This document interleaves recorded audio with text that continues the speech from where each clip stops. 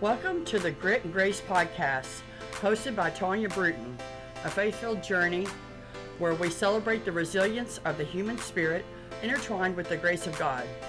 Here we delve into recovery stories, mental health, relationships, and deep dives into scripture, chapter by chapter and verse by verse. Our mission is clear: to encourage and inspire, equip the saints, and above all, glorify God through testimonies, Bible studies, interviews, and more. Broadcasting from the heart of Truth Seeker Texas Radio in Decatur, Texas. Catch new episodes every Wednesday night at 6 p.m. Central Standard Time, with daily replays at 8 a.m. and 2 p.m. Central Standard Time on www.truthseekertexasradio.com. YouTube and Spotify and other major platforms are uploaded on Thursdays. Get ready to be uplifted and empowered. And now, join us for today's episode of the Grit and Grace podcast.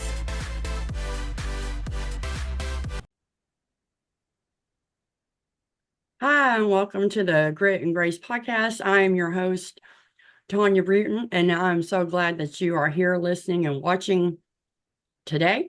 I hope that we were finding each other, that you are blessed and doing well the middle of this week. So I have a special guest to bring to you again this week. Today, my guest is Jason Tuttle, and he is founder of letterstozachary.com. Jason is a father of 2 kids with multiple physical and cognitive disabilities, who lost his 15-year-old special needs son suddenly and unexpectedly on January 28th of 2022. Jason created a Facebook blog on grief called Letters to Zachary, where he shares his raw, unfiltered, transparent emotions from a father's or male's perspective. The ultimate goal of Letters to Zachary, outside of his journaling, is to help men to understand that it is okay to be vulnerable, to share heartfelt emotions on grief and devastation, on trauma.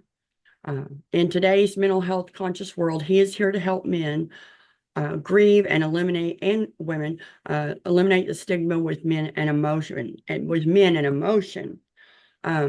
Specifically, we're here to talk about our topic today is on caregiver grief. We'll talk a little bit about that, but in special needs grief, but specifically from the father's or male's point of view. Jason, welcome to the show. Thanks so much for coming on. Tell us a little more about your family, what you guys are doing nowadays, and what you're up to lately. And then let's get into your story.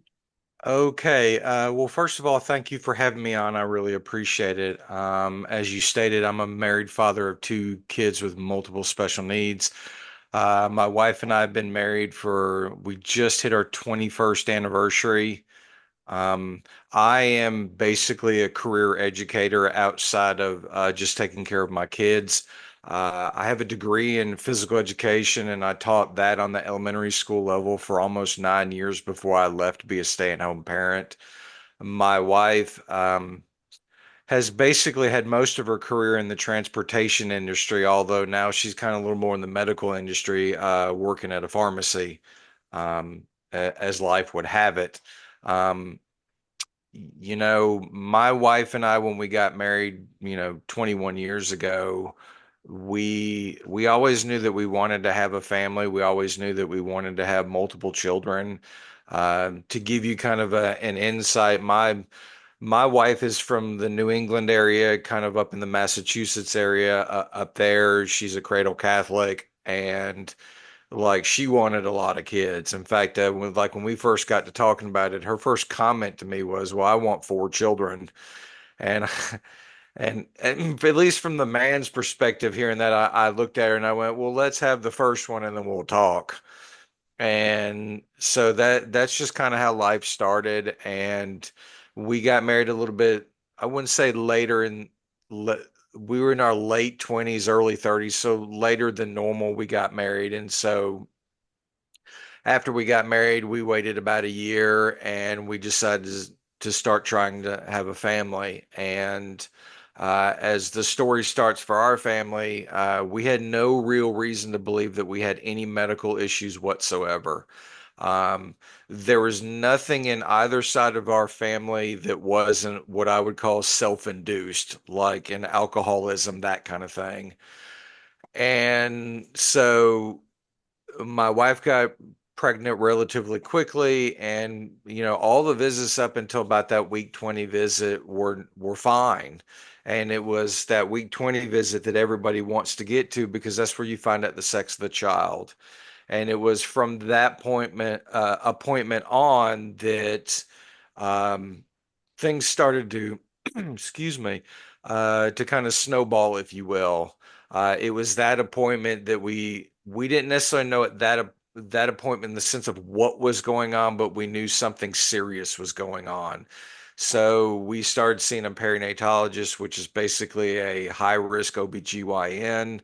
And from week 20 all the way to week 38 when my son was born, we got every terrible scenario a parent can think of what might be wrong with their child up until my son was born.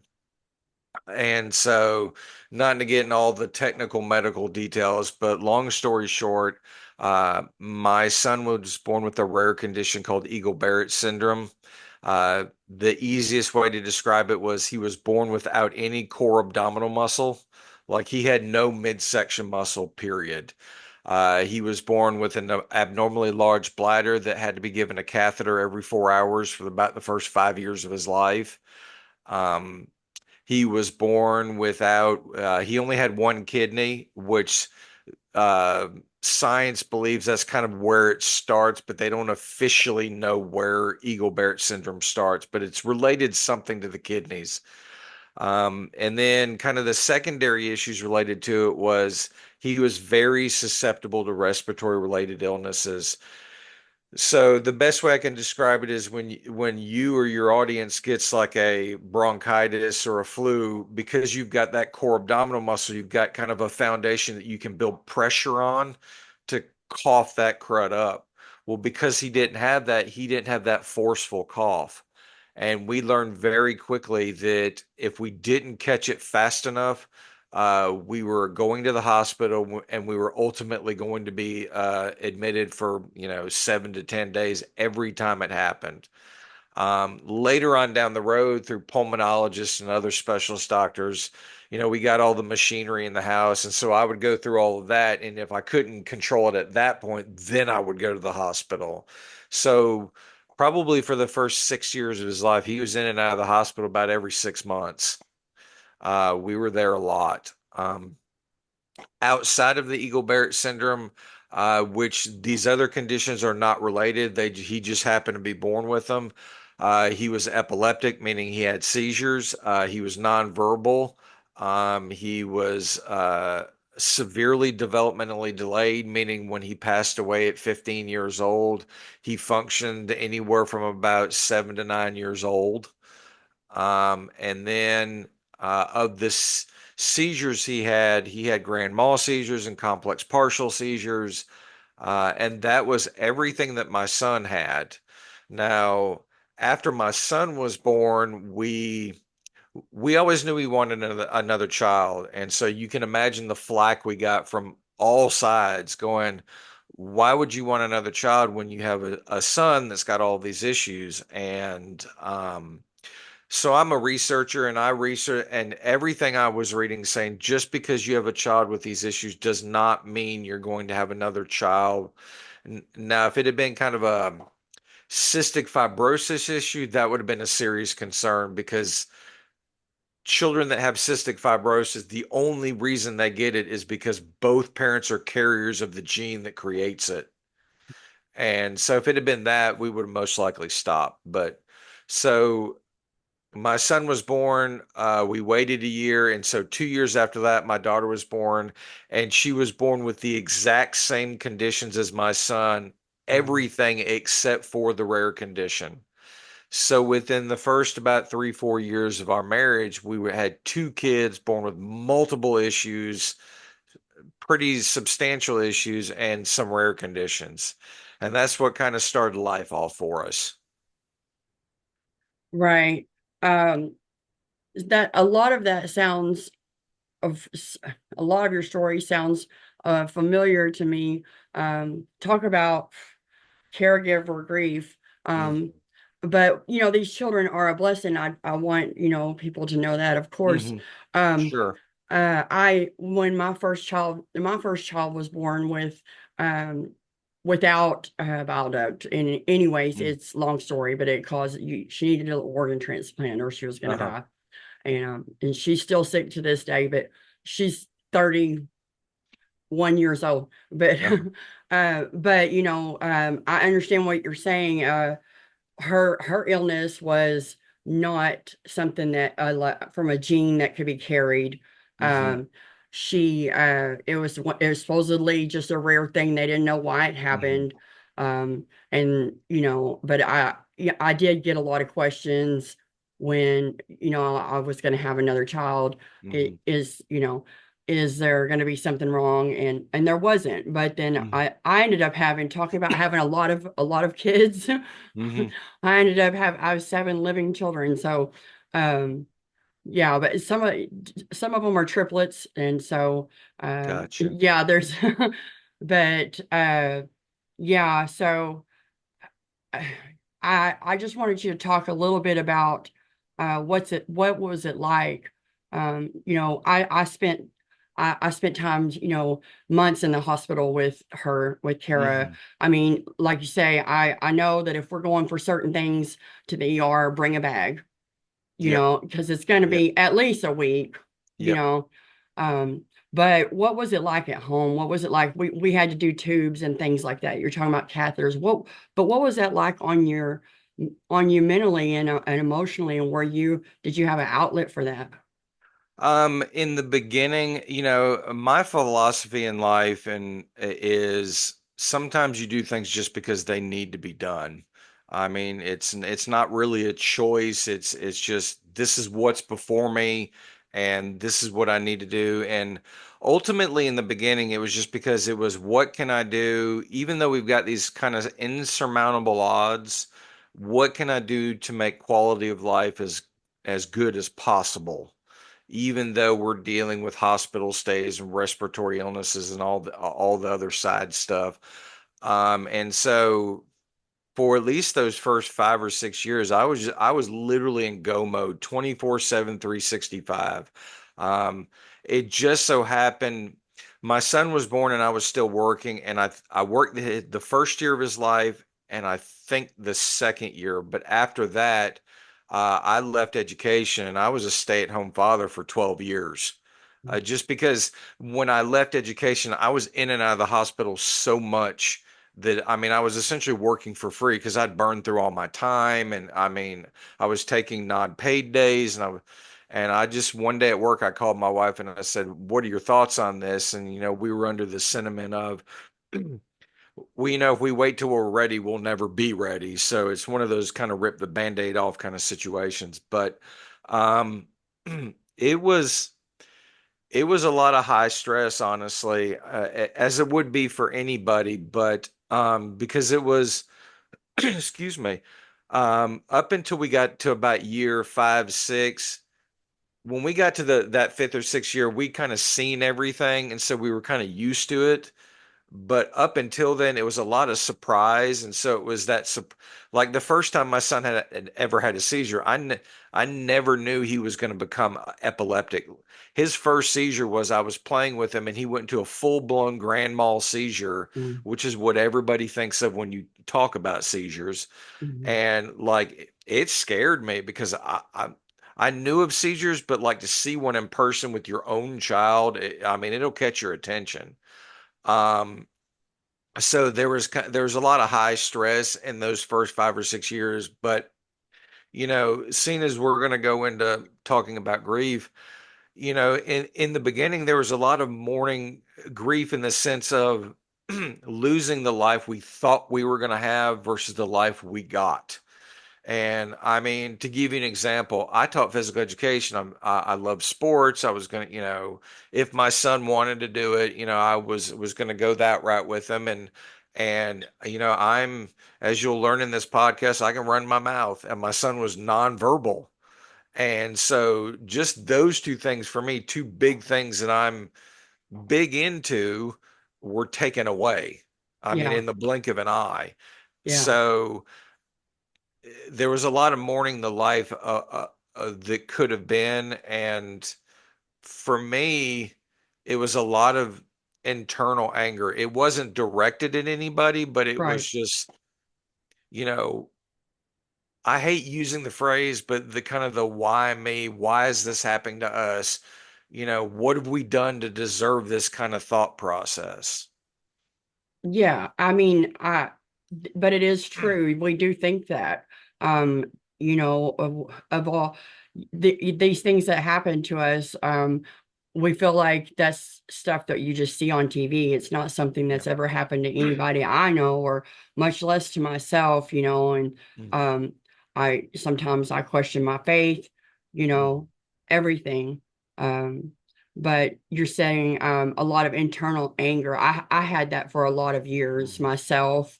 Um, like the child I lost was a twin, so like I would Mhm. see twins in the grocery store and just get mad, you Yep. know, um, at what I thought I was gonna, like you say, what I thought I was gonna have compared to what I had is just. But what? Mhm. How did things get? You said you got into a routine, um, but those first 5 years were really scary. And I guess Yes. after that, you kind of got into a routine. And then how old was I guess your daughter at the time? What's the difference in the age, I guess? 2 years almost to the day. Okay. And so let's see, my son was born December 2006. My daughter was born November 2008. I see. Um, Yeah. and honestly, for my daughter, for the first 6 months of her life, it's going to sound harsh to say it this way, but she was the normal one at I the say time. that. I say that. And you understand it, but Yeah. someone with a child that has no issues, that they kind of look at me like, well, why would you say that? Right. And it was at the 6 month mark that she got evaluated, and they told me that she was delayed. And honestly, I didn't react the best way to the person that told me that, because at the time I had so much going on. To hear that I had another issue to deal with, um, yeah, I was not kind to them when I heard it. And I mean, it wasn't their fault, but even our pediatrician who has a special needs child, she said, if you're basing your daughter's development on your son, she's gonna look normal. But the reality is, because your son is delayed, she may be a little farther along, but she's delayed as well. Mm. And she goes, it's in my professional opinion that she needs to see the neurologist like your son does, and a couple of the other doctors. And, at that point, the ball started rolling for her. Right. I see. I see. Um, well, let's get into a little bit about what led to um, create, what's the story, I guess, the backstory to your creating Letters to Zachary, and what is Letters to Zachary? So, as a parent with either one or multiple children with special needs, at least for me, my kids' issues were chronic. They weren't terminal by any stretch of the imagination. Although, as weird as it sounds, in the back of my brain, there was always just a small little part that said, well, what if they don't make it to whatever age I think that they might make it to? Hmm. And that was always back there. I never expected it. Although I have since told people after my son's passing, that for probably 2 or 3 years, randomly, I would have dreams that he passed away. I never, you know, take what you will, what people think of what dreams mean, but I never knew specifically what it was. I never knew like when it was, but it was always kind of generic. It was almost like I was being prepared for the fact that it was coming, although I didn't know it at the time. And so The condensed version of it is 3 days before he passed, he came home. We did our normal routine. We fed him. He ate like a horse. That evening, we spent some one-on-one time with him. My wife went to go brush his teeth, and he gagged a little bit and kind of threw up. Didn't think much about it. Um, we cleaned him up, and I looked at my wife and said, "Well, maybe you went too far brushing his teeth. You hit his gag reflex, and something was in there. It just came up." Put him to bed that night, and both of my kids are great sleepers, and he was up and down all night, and which was unusual for him. And so, because I was staying at home at that time, I texted his teacher and said, "Hey, he's not feeling well." Because my son was in a self-contained classroom, and I didn't know if it was contagious, whatever he had, and I didn't want to spread it to anybody. And I said, "Hey, I'm keeping my son home. This is what I think's going on. I'll let you know about the next day." Okay, great. Well, we got my daughter off to school the next day. He absolutely refused to take a nap all day. And I kept telling him, I'm just like, buddy, you're not missing anything. I'm going to be on my laptop getting work done. You can close your eyes. You've got to be tired. You've been up for, at that point, probably 20 hours, something ridiculous for his age, Mm-hmm. and he just refused. And that night we put him to bed again. He immediately got quiet. I didn't think much about it. I thought he's just exhausted. I texted his teacher said, "Hey, I'm gonna keep him home again." At this point, it was a Friday, button up into a weekend, and I said, "If he's not feeling well," I said, "at least I've got the weekend. I've got a couple more days, and hopefully we'll be back on Monday." Great, wonderful. Well, that Friday morning, got his sister off to school, went into his room, and typically when I go into his room, he'd be bouncing and happy and clapping and all that I was in his room to get him up. So I walk into his room and he was awake. He was quiet and he kind of just looked at me and he was at that point I didn't think he was lethargic, but it wasn't his normal self. So I walk around to his right side and he's got this dark green streak coming out of his mouth. And in my brain I go, well, the only thing dark green that would come out of your body is bile, and why is it coming out of his mouth? And I looked at my wife and said, "This is not good." So I get him up. He's really floppy, which didn't really strike me because I'd had like respiratory illnesses where he got that way a couple of times. And so I just looked at my wife and said, "Something's not right. He's really not feeling well." So I get him out in the living room. I go through my mental checklist. Nothing's working to kind of help make him feel better. And it was honestly a hunch. I went, "I'm going to take him to the hospital. Something's not right." So I get him dressed, get him in his wheelchair, get him in the van, and I live on the southwest side of Atlanta. The hospital that we go to is 60 miles north of us, and which sounds like a lot, but in Atlanta, 60 miles nothing because Atlanta is like 150 miles across. It's huge. It takes up North Georgia. I see. So I get him up to the hospital, I get him out of the van, and he's really floppy at this point, and this really catches my attention. So I get up into the ER, I skip the line, and before I can get to the nurse, like the security guard comes to me and like to say, "Hey, you need to get in line." And I look at him and go, "I don't think he's breathing. I need help immediately." And I'd been in this hospital 100 times, and this is the first time I'd literally, in a full run, ran from that waiting room all the way to the back to a trauma room. And from that point forward, I was literally in that trauma room as they worked on him for the next hour, and I watched him die right before my eyes.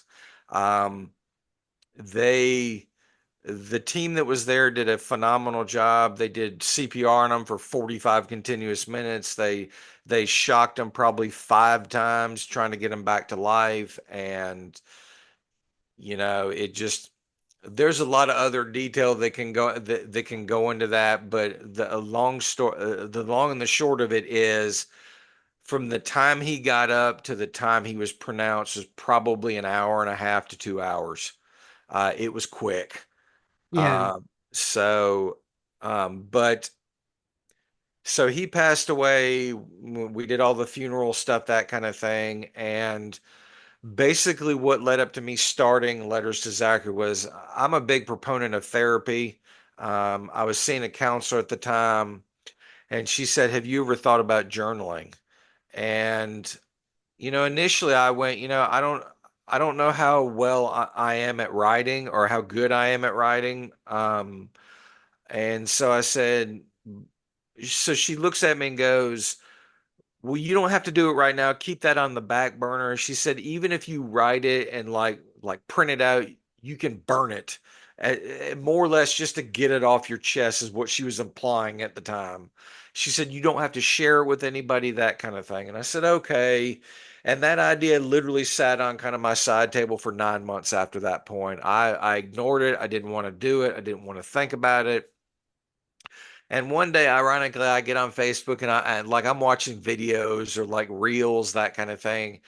And I see this one reel, and it wasn't necessarily anything related to my son, but I think it was like a hospital style reel, and just things in it caught my attention. And it was like a gut punch. Like I double over. I'm just bawling because it reminds me of several of the things that I'm dealing with. And at the time, I didn't realize I probably had PTSD watching my son die, and it just caught my attention. And so I'm bawling, crying, like ugly crying, like I can't catch my breath, that kind of thing. And at that moment, I open a Word document in Oxford English style. I write a letter to my son, and like I'm raw in the moment, like to the point that I feel like if I feel like I needed to drop an F bomb in there because that's what I'm thinking in the moment, that's how I'm writing it. Right. And so I do this every day for weeks. And I get on Facebook, and as we all know, there's a group for everything. I get on Facebook, and I actually find a parents who have lost a special needs child, and I'm shocked that I find it. And I get in there, and I get to know the people in there, and I get to know the admin very well. And one day I go, do you mind if I post one of my journal entries? And her comment is, yes, we would love you to, because we get slim to no men actually posting stuff like that. And so I said, okay, I'll probably post one. And right before I do, I go, am I mentally ready for this? I said, because even though this may be a noble idea and people may love it, it's still the internet, and I may get negative comments. And am I mentally ready for the negative that I might get? Right. And so in my fashion, I go, screw it, I'm going to do it anyway. And so I did, and no more than I posted it, I got a huge positive response. A lot of the mothers and girlfriends and wives in there all made comments. And, I had people that said, we don't know each other. We've never talked. This is the first time we've interacted. And she said, it's like you have picked my brain. This is word for word how I feel. And I said, well, I appreciate it. And I said, this is inspiration from my son. And I said, this is just kind of my raw. Like right before I posted the first one, I put a disclaimer and I said, this is raw, unfiltered. I am not sugarcoating this for anybody. This is how I feel in the moment. And I feel like people need to see this. And I said, if this is going to trigger you, please scroll on. I said, but I'm there's some very intense content in there. So if you're close to the date in which your loved one passed, you may not want to read this. And literally everybody that they all had similar comments. And I said, well, I appreciate it. And every time I posted it, this is the kind of response I got. And after about the fourth or fifth one, I went, maybe I have something here. And I kept doing it. And, like on the internet, I got all the, well, have you thought about doing a podcast? Have you thought about writing a book? Have you, and I said I don't know if I have the mental capacity for any of this other than this. Yeah. So finally some random person said, well, have you ever thought about doing a Facebook page? At least at that point you could just kind of copy and paste, and you wouldn't be creating more material. You would just be sharing what you're already sharing. And I thought, well, I could do that. And so I started doing that, and I did it for about a month, and I just got this wild hair of I'm going to start reaching out to what I would consider big names in the grief community, and just say, hey, my name is so and so. I've got this page. Do you have any pointers of what I can do to kind of grow the audience? Like, if I'm going this direction, what would you do? If I'm going this direction, what would you do? And all of them came back and said, well, sure. Well, if you're wanting to write a book, you want to do A, B, and C. If you're wanting to do a podcast, you want to do, D, E, and F, that kind of thing. And after I started implementing all those, I started getting 10, 20 followers a day. And it just kept growing and growing and growing. And I mean, it just, at one point it blew up, which to me, I was just like, even though people were saying I had the material, it just blew my mind. I was just like, really, people like what I'm doing. And, at this point, I hit a year this month. I've got almost 1,200 followers. I have people all over the world that follow the page. I have people in just about every state in the US. And I mean, it's just 1,200 followers may not be big to someone that's got, 10,000, but to me, when I only started this a year ago, that's just huge. Yeah, I think, well, I think it shows that there are so many people out there who have gone through something Uh-huh. similar. I find that on this show, so I come across so many people that have lost someone, or Mhm. even lost a child, or have cared for a special needs child or a Uh-huh. chronically ill child. And but I wanted to go back a little bit Okay. to what you were saying about the PTSD. Yeah. I think that maybe more people are experiencing that than we think, Yeah. because I think it's great that you were getting therapy. Mhm. Whether you're a man or a woman, some of us struggle with that. Like for example, I didn't do that, not because I didn't want to. It just wasn't ever presented to me. I was young. Mhm. That's not something my family did. Yep. So it just wasn't given to me as an option. Yep. But I think what talking about your dreams, for example, would have um, daydreams. Uh-huh. If a certain song played, I'm like, that's so and so's funeral song. Talking Yep. about my children, Yep. and because I had two children that have special needs, or are chronically ill, and so I'm like, well, this is her funeral song. And Yep. it sounds morbid, but that's just kind of what we're kind of think we when we go through traumatic things. And I think maybe we had some PTSD from just not just the death, but from carrying all of the trauma and medical trauma that we watched Mhm. our kids go through, that we went through with them, and Mhm. caring for them. And we tend to explain things, like you say, uh, Mhm. not kind of clinically. It's not Yeah. without emotion, but we have to kind of take ourselves to that place. For me too, it's not just a matter of negative. Well, I face negative Yeah. comments, but also, can I remember the event again? Because Yeah. with journaling or writing about it in any way, you're recalling it, of course. Uh-huh. You know, Mhm. you're having to think about it again. And to me, all the same, especially with PTSD, all the same emotions from the original Yep. event are there present with you. Did you find that to be the case? And um, uh, I guess other than therapy, did you have support, like, from your community? As a man, do you feel like you had support from your family and your community?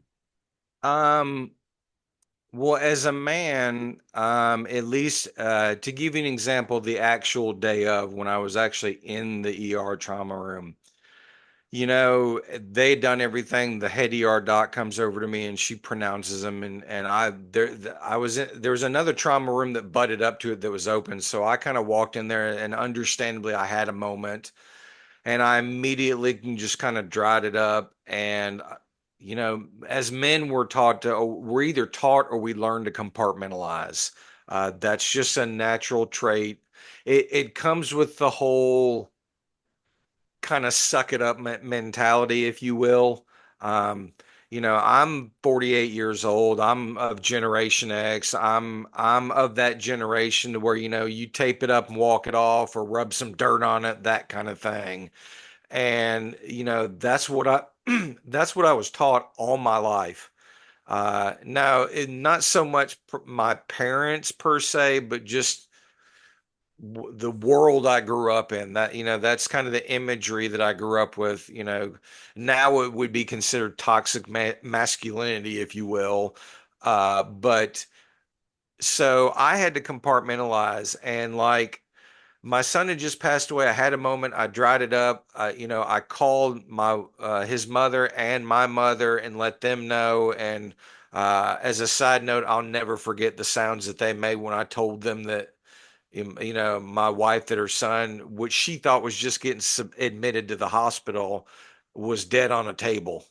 Um, so I call them, and then I turn around, and like the care team members there, and she says her spill, and I literally look at her and go, "This is going to sound cold and callous, and I don't mean for it to be."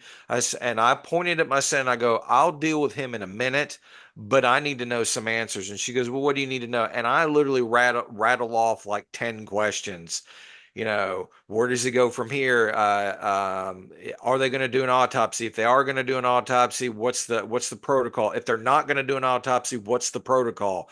If they do an autopsy, what's the turnaround time? If they don't do an autopsy, and man, I fire off, and she literally takes a step back, because I mean, I'm just rattling all that. And I said, right now, the thing that will help me is information.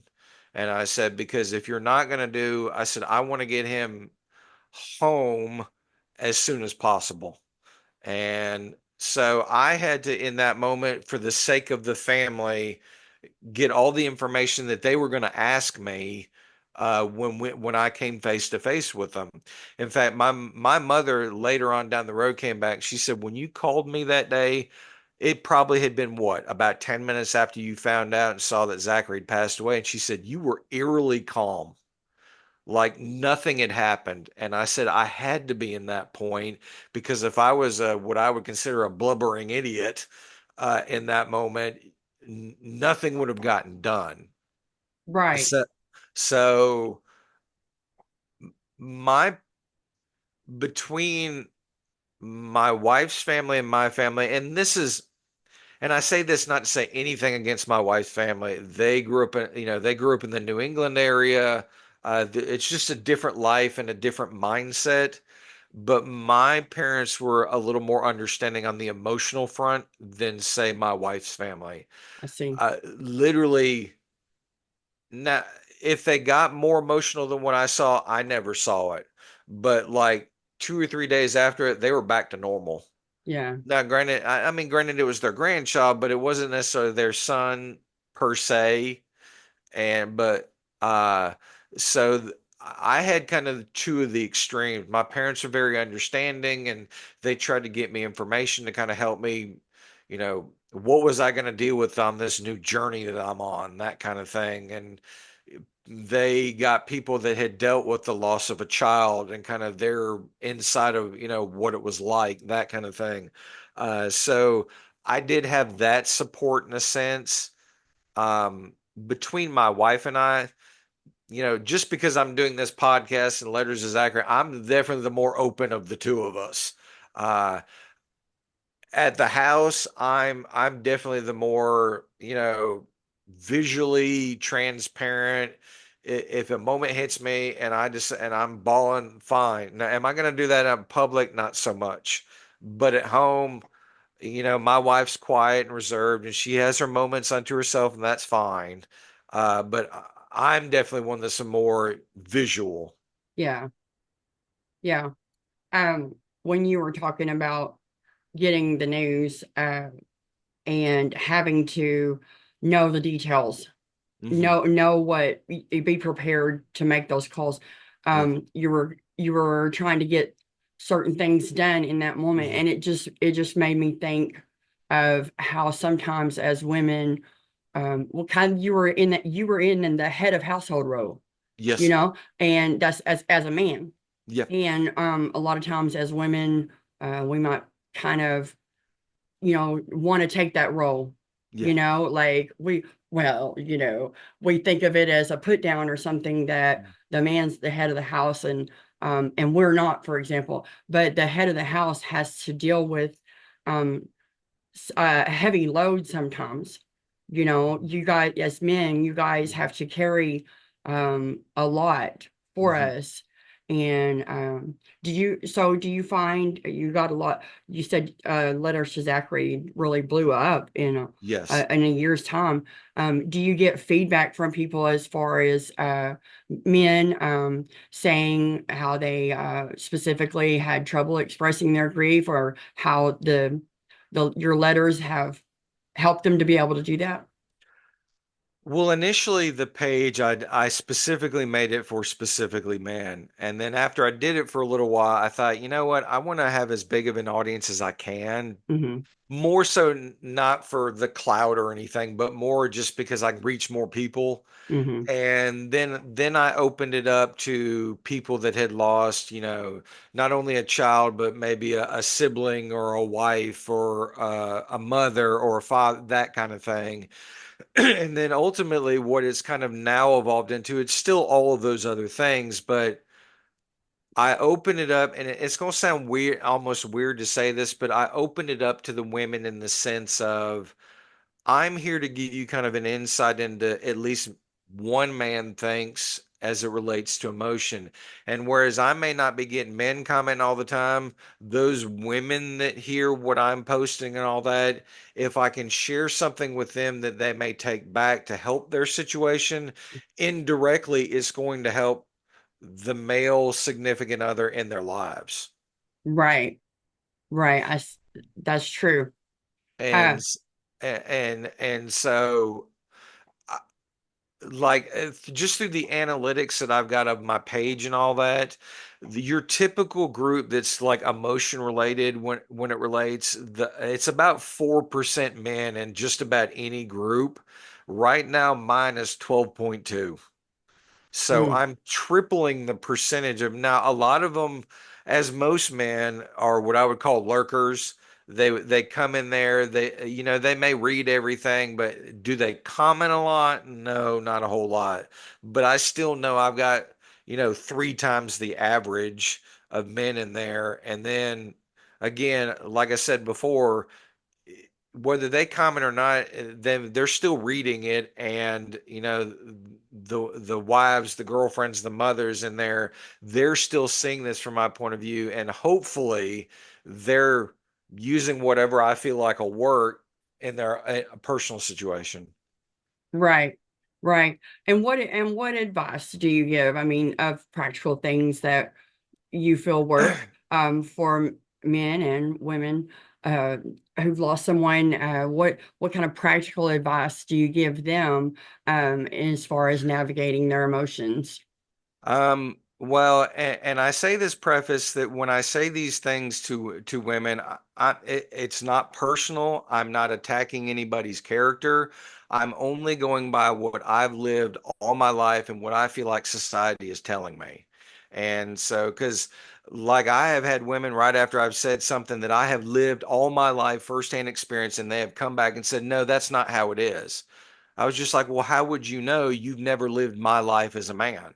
Right. I said, you have an idea. I said, but looking from the outside versus actually being in the middle of it are two completely different things.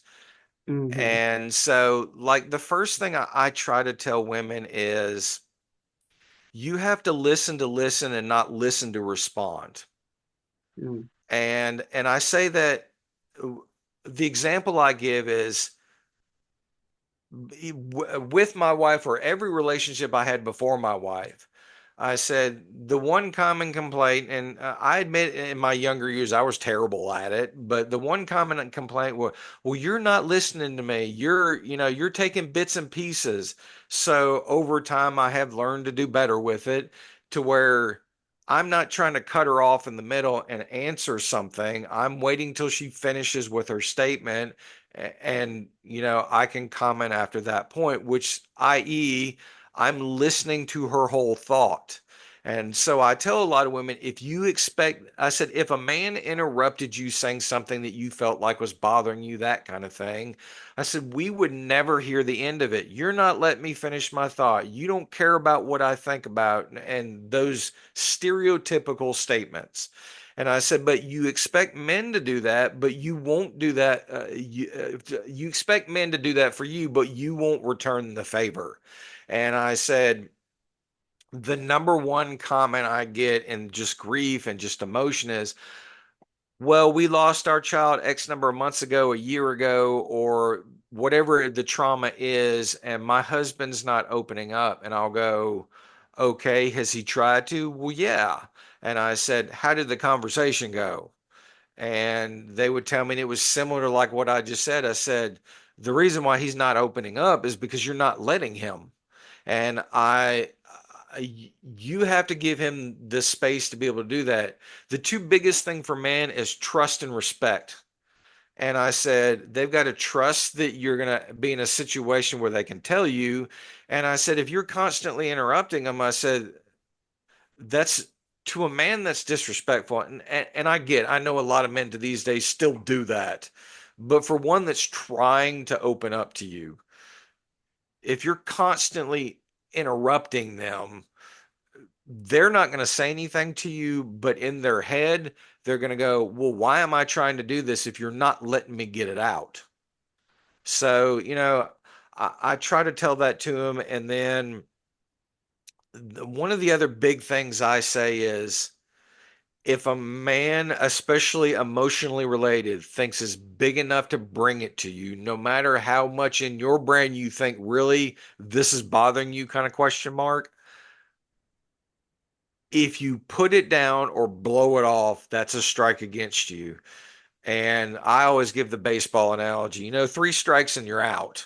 And I said, men will give you a couple of chances, but probably after that third or fourth chance, or maybe a little more, I said, once they finally hit that point, they're not coming back because they're going to see a pattern that you're not taking them seriously enough to say, well, this is important to him. Let me listen.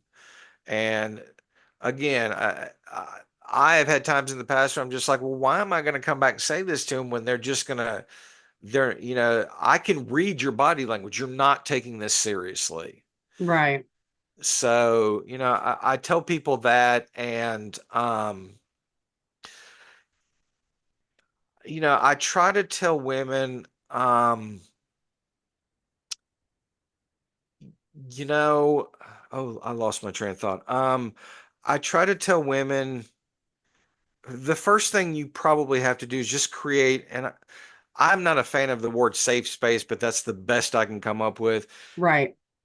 You've got to create an arena where it's susceptible to where they will want to open up. And if you don't do that, then you're not going to get them to open up. And they may open up to their buddies that, working on cars or sports or a bar or something like that, but they have to feel safe in the sense of this is not going to blow back on them. And the stereotype I always give, and typically when I give, a lot of women will laugh at it. Women are stereotypically known of knowing minute detail of what a man has said down to the day. Well, I remember it's September 13th of 1987 at 4:30 that you said, and I said, the other big reason that a lot of men don't open up is because they know when it gets down to an argument or a fight, it's going to get thrown back at them. And that stereotypical thing that I just said always comes back. And they're just like, why am I going to say it to it if it's just going to be used to hurt me in the long run when you get angry because I haven't done something? Right. And so those are probably the biggest ones I probably tell women. Everything else is just kind of things to me that I feel like if my wife did, it would make it more susceptible to me to open up. Yeah. Yeah. Yeah. So exactly. I mean, I would agree. I can relate to what you're saying and understand what you're explaining there. We definitely need to listen, not to Mm. respond. Mhm. but to listen Mhm. and or not try to fix something. And but Yeah. then also, like you say, I agree, safe space is the best word I can come up with. Yeah. Yeah. Where it is okay for them to show emotion. I'm not going to laugh at him. I'm not Mhm. going to, um, like you say, throw it back into his face later Yeah. Yeah. because we do remember Yeah. everything. We do have a tendency to remember everything that was said. But yeah, to create a safe space for them to be able to share their emotions is very, Uh-huh. very important. Sure. Yeah. So, do you have anything, um, Jason, that I have left out, that you would like any final words? I think that we've had a really great conversation on this Mhm. topic. I appreciate Mhm. you being on. Do you have any final words that, to say to the listeners today that you would like to share before we go? You know, I will say in today's world, we're getting better about just emotions. For a lot of men, emotions equal vulnerability, which equals weakness. And what they have to understand is, like, especially as it relates to the loss of a child, ha- that puzzles me. It really does, because as a parent, you've dealt with the most devastating thing possible as a parent, and you're supposed to just hold it in. No. Right. Mhm. Um, I'm different in the sense of, if someone doesn't agree with what I'm saying, then so be it. They have the right to not agree with what I'm saying, but I'm not going to hold it in just because someone else may not like it. And so, what I typically tell a lot of men is, of the two genders out there, male and female, men typically don't like being told what to do. Right. And so I laugh when I go, you as a man don't like being told what to do, but you're letting society tell you how you should feel and when you should express that.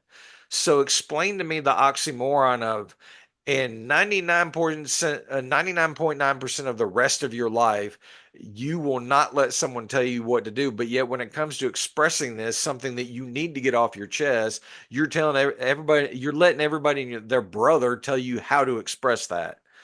So that's the oxymoron that I don't get, at least with my gender. Yeah, I never thought about it that way, but that's a good point. That's a good So point. so so at the end of the day, letters to Zachary is, at least, my thought process is, instead of complain about it, do something about it.